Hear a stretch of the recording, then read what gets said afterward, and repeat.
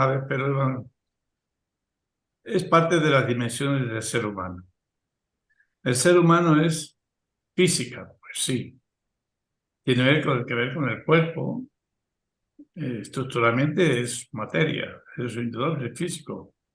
Nuestro cuerpo es una herramienta física que nos permite realizar acciones, establecer contacto con los demás y adquiere una gran importancia con respecto a cómo nos identificamos y nos vemos a nosotros mismos y cómo nos ven los demás.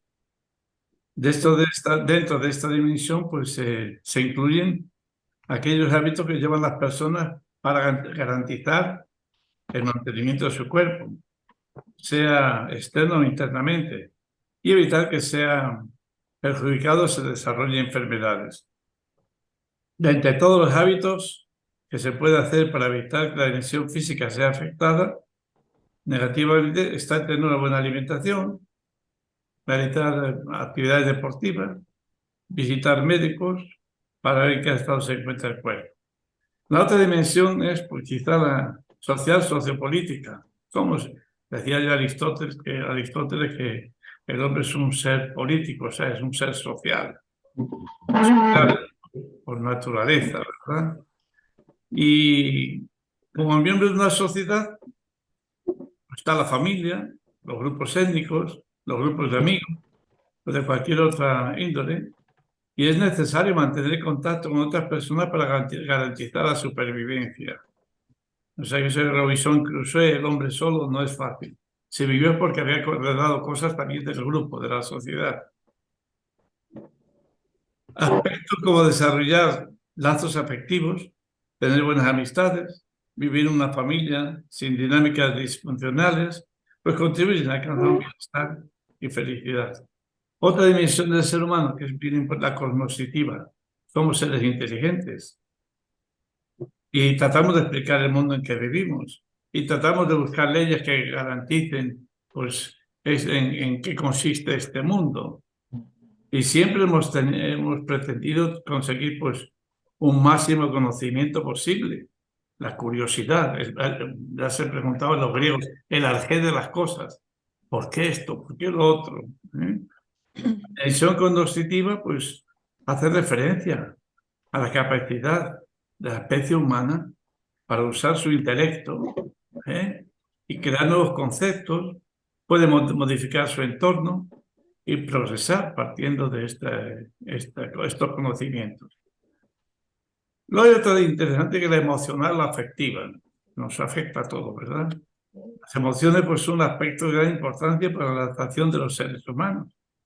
De hecho, es gracias a ello que en las últimas décadas se han ido defendiendo la idea de una inteligencia emocional. Yo tengo una sobrina que es psiquiatra, inteligentísima a nivel de conocimientos, pero a nivel de inteligencia emocional es -0. Pero terrible, o sea, da pena. Y sin embargo, los apuntes de medicina se los pasaban todos los alumnos de un curso a otro, porque la letra era perfecta y era todo lo que ella decía. Pero es nada más aquí, este otro tipo de 5 o 6 inteligencias. Esta otra inteligencia está, pues eso, bajo 0. Y eso, pues, nos debe llevar a entender que no solamente es los conocimientos como antes, sino que el aspecto emocional afectivo es tan importante o más. Las emociones pues, son el resultado de un estímulo, ya sea interno, externo, y mejora esta dimensión implica un mejor autoconocimiento, es importante. Luego hay otro que es la comunicación y la lengua. Yo diría casi como que sin duda es la capacidad más destacable del ser humano, el podernos comunicar hablando, el podernos comunicar con relación, hablando, pero aunque sea un lenguaje no vocal, pero es la comunicación. Gracias a ello, pues podemos hablar de civilizaciones y nos permite difundir nuestros conocimientos a largas distancias de siglos a través de los escritos. La Biblioteca Real de aquí tiene un libro de San Agustín que tiene del siglo VI, de Catequizandis Ludibus, de cómo enseñar al que no sabe, una especie de catecismo con ello. Y tiene ya 1600, imaginaros. pues 1600 años. Y no digamos ya de otros libros que se están encontrando, de los del Qumrán, por ejemplo, la tierra, que son antes de Cristo, alrededor de Cristo. Y no digamos ya libros en ladrillo de los sumerios de otros grupos, ¿verdad? La dimensión comunicativa pues hace referencia a esta habilidad del ser humano de poder crear sistemas, más o menos complejos, signos, símbolos, con los cuales pues podemos interactuar unos con otros. Y es que el lenguaje es lo que nos permite transmitir nuestras ideas, nuestras opiniones, experiencias, sin tener que representarlos físicamente. Basta con que el otro conozca el mismo código que tú tienes para podernos comunicar e intercambiar información.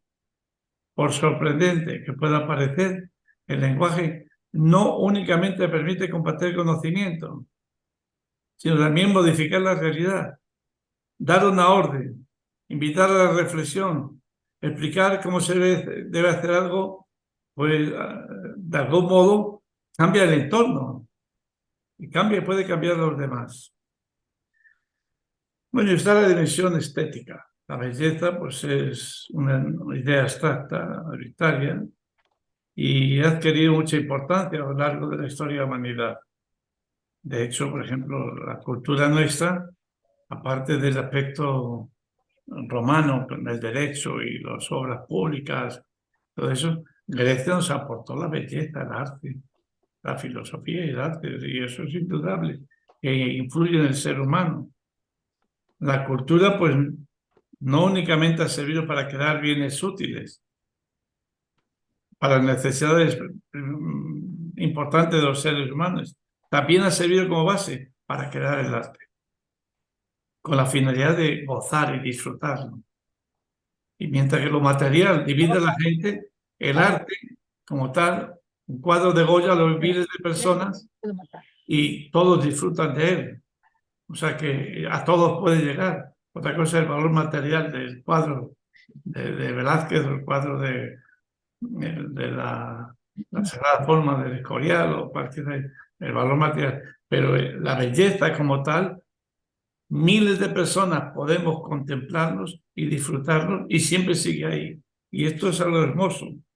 La visión de lo bello pues, puede generar muchas emociones y sensaciones que enriquecen la experiencia del ser humano. Y pero entonces hay que captarlo. Por ejemplo, para mí eso del baile de los derviches, pues nada más que una danza. Sin embargo, esta persona vio que además de la belleza de la danza, había algo más ahí, estaba transmitiendo algo y lo captó. Yo no me había fijado ni me había preocupado de eso. La dimensión estética pues es claramente algo que se manifiesta en todas las culturas del planeta. Cada persona también tiene su propia visión de belleza. Incluso las personas que se dicen que no se les da bien todo lo que se relaciona con las bellas artes, pues siempre ha intentado hacer algo, algún momento en su vida, algo bonito que le ha gustado.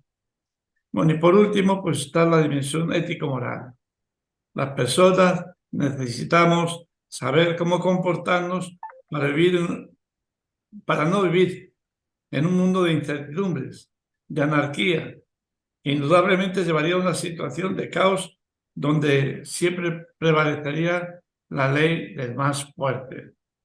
La dimensión de la ética hace referencia a la capacidad de los seres humanos de reconocer aquello que es más correcto, ya sea en base a criterios propios o en función de las normas sociales que se reparten. El ser humano trata de actuar garantizando el mayor bien posible para los demás. Aunque cuando ve uno esto de la guerra, no sé, no ve uno cómo puede justificar el ser humano esto. Bien, hay un aspecto importante que es el que más nos vamos a tratar, es el espiritual o el trascendente. Aunque el nombre de esta dimensión puede parecer que limita aspectos más de tipo religioso, lo cierto es que la palabra espiritual es un paraguas en que incluye muchos pensamientos filosóficos, como el comprender el sentido de la propia existencia. Los seres humanos, como animales de una inteligencia muy desarrollada, pretendemos entender aspectos que va más allá de lo físico y alcanzar un nivel trascendental. Hay fenómenos que las leyes físicas no nos permiten explicar, lo cual nos puede suponer un auténtico misterio y además de frustrante, nos puede resultar todavía más interesante. Como prueba de esto, desde tiempos inmemoriales, los seres humanos hemos creado las religiones y supersticiones con el fin de otorgarle una explicación quizá fantástica o irracional a lo desconocido. La idea de Dios, los espíritus, los fantasmas, la encarnación, son solo unos cuantos ejemplos de la búsqueda del ser humano de aquello que fácilmente no puede percibir físicamente. Entonces, la espiritualidad es un aspecto esencial del ser humano.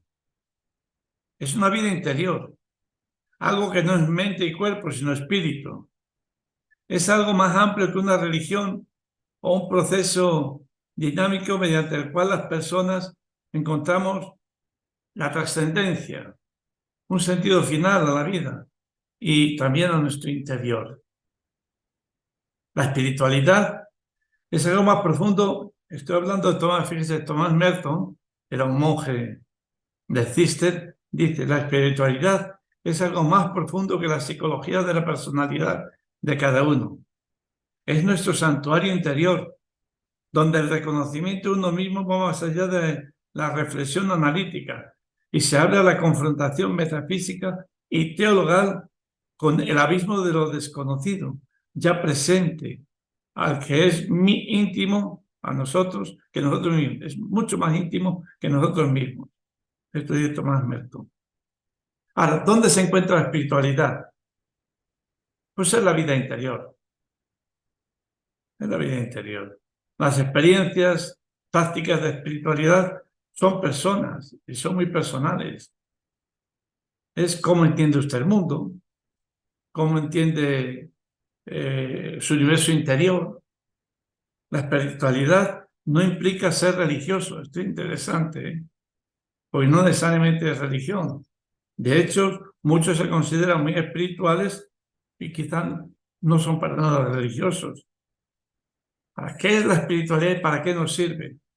Nos ayuda a trascender de nuestra individualidad para ser capaces de observar nuestro entorno de una manera desinteresada y poder actuar conforme a nuestros valores, los que creemos que son los nuestros. La espiritualidad alcanza, como ya he dicho, pues, ámbitos filosóficos, religiosos, psicológicos, y nos ayuda a entender el significado de la vida y de la condición humana. Ahora, desde la Iglesia Católica, concepto de espiritualidad desde nuestra Iglesia Católica. Pues se ha estudiado aquí mucho la espiritualidad cristiana. Y hay diversas escuelas de espiritualidad en nuestra Iglesia, la espiritualidad benedictina, que es tú vas a una misa del Valle de los Caídos y notas que es distinta. Es la misma misa, pero notas que ahí hay una espiritualidad muy diferente de las misas con jóvenes que cantan, que bailan. No tiene, entre comillas, no tiene nada que ver una con la otra. La espiritualidad franciscana, con ese desprendimiento, ese servicio, o los jesuitas, que a través de la educación que nos han hecho y del estudio, los carmelitas, luego iba a hablar un poquito, ya que fue Santa Teresa el domingo, pues hablaríamos un poquito de la espiritualidad carmelitana o teresiana. La espiritualidad agustiniana, podemos también un día hablar de lo que es la amistad en San Agustín, lo que es busqué fuera de mí y en mi interior es donde existe la verdad, pero esa búsqueda de la verdad de los agustinos, donde primero se usó el término espiritualidad, fijaros, fue en Francia. El enfoque usado aquí, que vamos a usar de la espiritualidad, es dentro de una comunidad de fe que responde a una relación creada como normativa. La espiritualidad con fe pues incide en áreas y actitudes, conductas, conocimientos y se acerca a un plano real y experimental. En general, espiritualidad se entiende como una existencia religiosa comprometida, que hablan ya desde la iglesia, desde la fe. El elemento más importante de la espiritualidad es el compromiso de fe y la experiencia personal con Dios o de Dios. De esta experiencia vienen un entendimiento y una comprensión también personal de esta relación con Dios, así como una actitud básica, práctica y habitual que gobierne la vida del sujeto. Así hay una espiritualidad, fijaros, por ejemplo, hindú, o sea, desde las religiones. ¿Hay una espiritualidad budista? Pues claro que sí. Hay una espiritualidad musulmana, por supuesto, pero no está la cristiana. Teniendo en cuenta los medios, se dice que hay como 3 tipos de espiritualidad para nosotros los católicos. La institucionalidad, que es cuando tú eres leal a la jerarquía y no te fías todo lo de fuera, sino que te dice la jerarquía, esa espiritualidad que tú sigues. La neumática, nemo espíritu, están preocupados por el crecimiento espiritual y se fían más de los libros, por ejemplo, de los carismáticos, los religiosos, religiosas de clausura, y no hay una autopersonal que estimula como algo más democrático dentro de la Iglesia. Piensan que en general los medios seculares presentan sin prejuicio en la Iglesia. Voy a seguir ahora a un gran estudioso de Jesucristo, Pagola. Para Pagola, la fijaros en qué consiste la espiritualidad cristiana, porque enseguida va a la práctica. No se queda en el aire, no se queda en esta relación Dios y yo y yo y Dios, sino que implica, como en Jesús de Nazaret, ese encuentro con los demás. Cuando se habla de espiritualidad, como he venido hasta ahora hablando, pues se relaciona con la religión, con otras cuestiones alejadas de lo humano y de la vida real. Sin embargo, cuando nos referimos al espíritu de una persona, estamos indicando lo más hondo de su propio ser, sus motivaciones últimas, su ideal, su pasión que lo anima, la mística por la que vive y trabaja, lo que contagia a los demás. La espiritualidad para Pagola, en sentido amplio, consiste en vivir realmente con espíritu, no de forma inconsciente, automática o vacía. La espiritualidad no es patrimonio, según Pagola, de las religiones. Cualquier persona que vive con hondura y calidad humana su existencia vive una determinada espiritualidad que motiva su vida, inspira su comportamiento y configura sus valores y su horizonte de ser, el tal como es. Vivir la espiritualidad cristiana, según Pagola, no será otra cosa que seguir a Jesús de manera que su experiencia de Dios y su espíritu sean los que configuran la vida de uno. Esto es lo que le diferencia la espiritualidad cristiana de la budista o de la judía o de la islámica.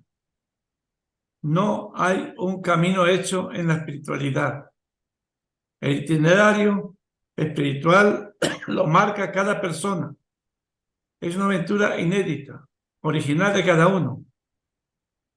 Si queremos vivir una espiritualidad viva y actualizada en nuestro tiempo, tendremos que estar muy atentos y abiertos al espíritu que animó a Jesús de Nazaret.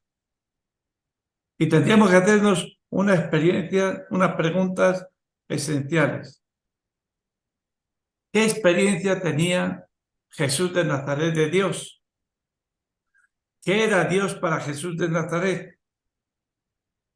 ¿Cómo se situaba ante el misterio de Dios? ¿Cuál es su modo de pensar en el mundo y en todo lo creado?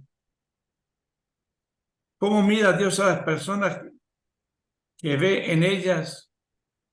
¿Cómo dirige Dios a cada una? ¿Hacia dónde orienta Dios la existencia? ¿Cómo inspira y marca toda la vida la experiencia de amor y confianza en Dios su Padre. Esto es lo que hay que ver en Jesús de Nazaret. Lo primero, Jesús, desde esa experiencia de su Padre Dios, busca el reino de Dios perdón, y su justicia. Jesús no es un hombre disperso, atraído por diferentes intereses. Es una persona muy unificada en torno a una experiencia fundante. Dios es Padre bueno y es Padre de todos, no solamente de la gente que se cree buena. Entrar en la espiritualidad de Jesús exige captar cómo vive Jesús esa experiencia de Dios. Para Jesús, Dios es una presencia cercana y amistosa que transforma todo su ser y le hace vivir buscando una vida más digna, amable y dichosa para todos, empezando por los últimos, los más pobres, los más marginados. No puede pensar en Dios sin pensar en el proyecto de transformar el mundo. Invita a buscar el reino de Dios y su justicia y entrar en ese reino. El lugar privilegiado para vivir a Dios no es el culto, ni tampoco el desierto, como Juan Bautista, o el culto como los sacerdotes o los fariseos, sino allí donde se va haciendo realidad el reino de Dios en la justicia. Entonces Jesús, en su espiritualidad, vive animado por el Espíritu de Dios.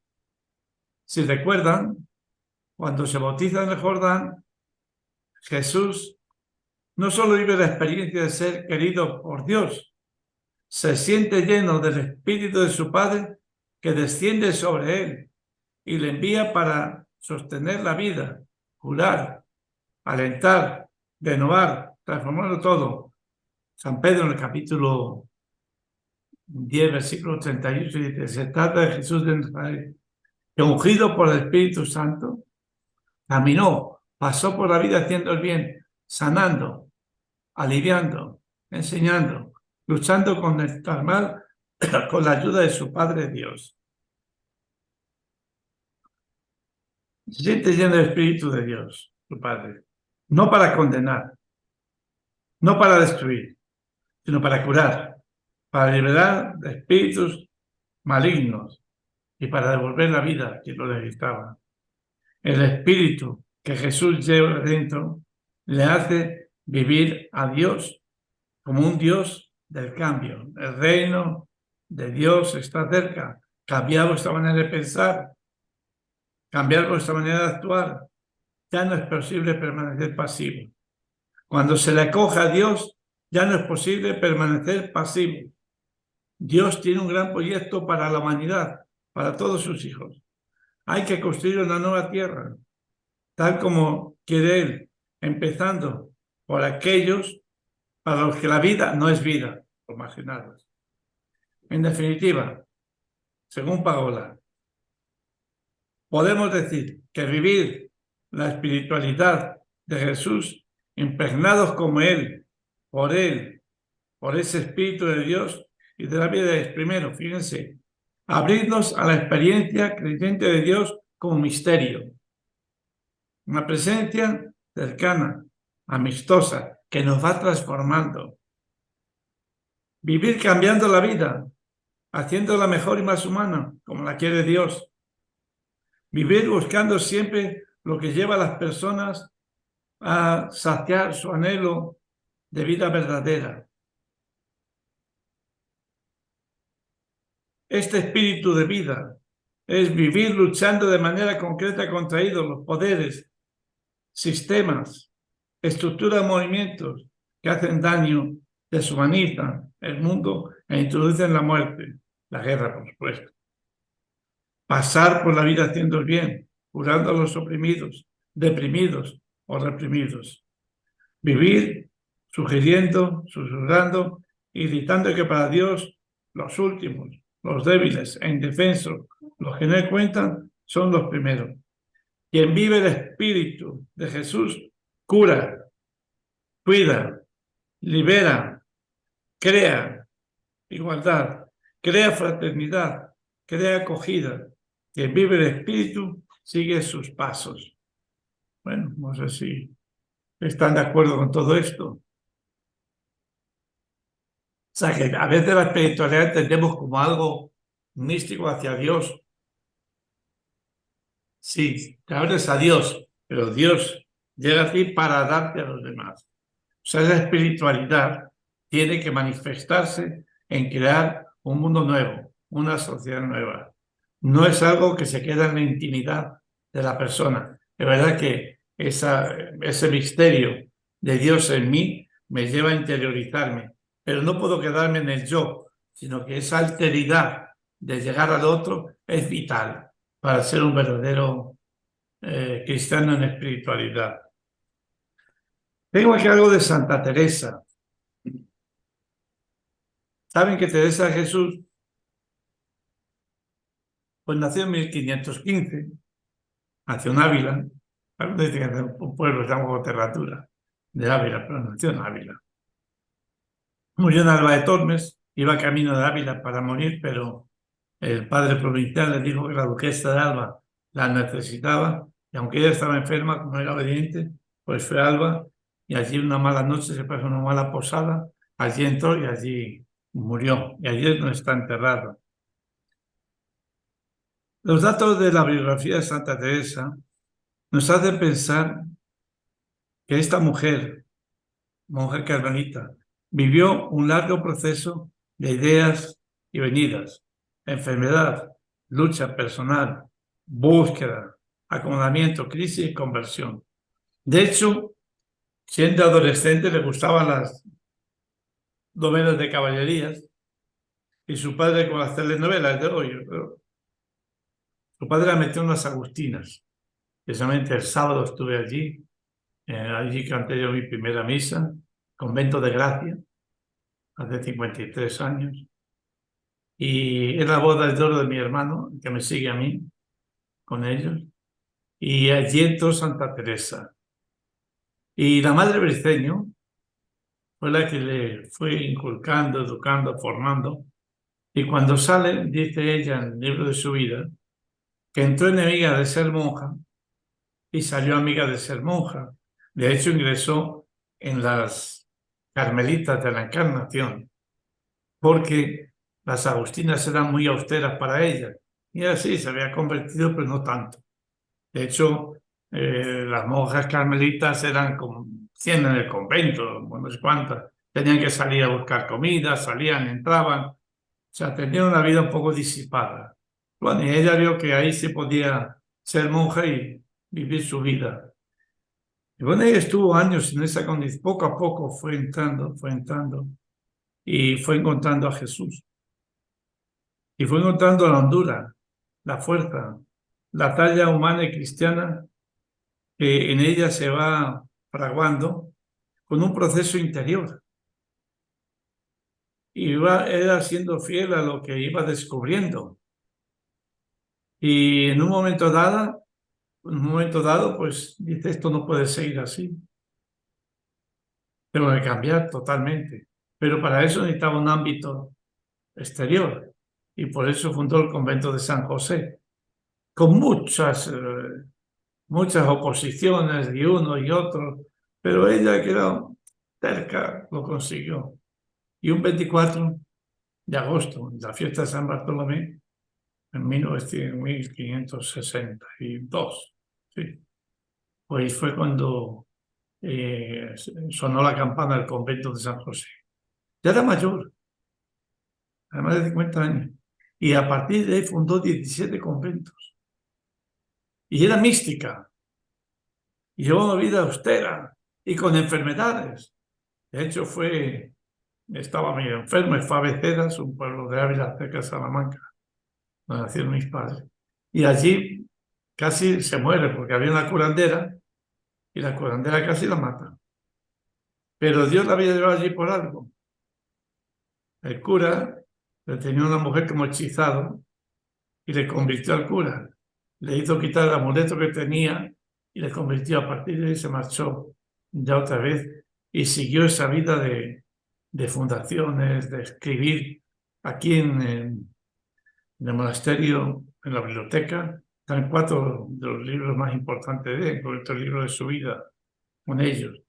Ella, aunque tiene la piedra esa que está en la esquina del monasterio, dicen que es la piedra donde estuvo sentada Santa Teresa, esperando que la recibiese Felipe II. Yo creo que ella nunca estuvo en el Escorial, ¿no? Esa piedra no está para sentarse Santa Teresa, aunque sientes, esa piedra está para que las carretas no pegasen a la esquina del monasterio y la rompiese. Por eso está ese piedra enorme en esa esquina. Pero bueno, dice que es de Santa Teresa. Ella fue escribiendo que le mandó su director espiritual el libro de su vida. Y son obras de la literatura castellana ejemplarizantes. Como poeta no es muy buena, pero tiene poesías que todos nos sentimos contentos de haberla recitado una vez. Vivo sin vivir en mí, y tan alta vida espero que muero porque no muero. Vivo ya fuera de mí, después que muero de amor, porque vivo en el Señor, que me quiso para sí. Cuando el corazón le di, puso en él este letrero, que muero porque no muero.